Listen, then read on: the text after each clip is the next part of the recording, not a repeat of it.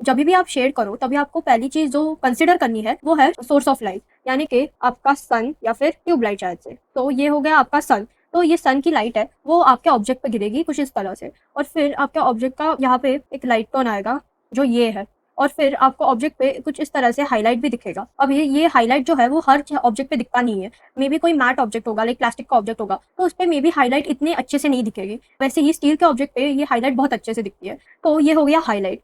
फिर आएंगे हम शैडो पर। तो ये होती है हमारी शैडो, ये है हमारी बेसिक शैडो। और फिर यही शैडो थोड़ी सी आगे बढ़ के ये ग्राउंड में मर्ज होती है कुछ इस तरह से। तो ये जो मर्जिंग का पार्ट है वो भी आपको अपने ड्राइंग में या फिर आप जब भी इसको कलर करो तभी दिखाना है। यहाँ पे ध्यान से देखोगे तो आपको यहाँ पे भी एक छोटा सा लाइट दिख रहा होगा।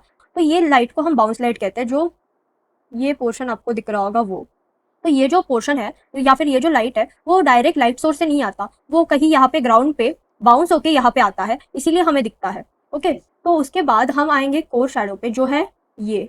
अभी कोर शैडो जो ये पोर्शन है वो पोर्शन पर ना बाउंस लाइट आता है और ना एक्चुअल लाइट आता है, तो इसीलिए ये पोर्शन कुछ इस तरह से शैडो या फिर शेड में दिखता है। तो बेसिकली ये पोर्शन ऑब्जेक्ट का सबसे डार्क पोर्शन रहता है। तो ये पोर्शन देखने के लिए आपको आपका ऑब्जर्वेशन थोड़ा बढ़ाना पड़ता है। यही पोर्शन नहीं, इवन ये बाउंस लाइट वाला पोर्शन है वो जल्दी से दिखता नहीं है, मतलब तो उसी तरह से मैंने एक स्पीयर यहाँ पे कलर में भी किया है, जैसे कि आप यहाँ पे देख सकते हो।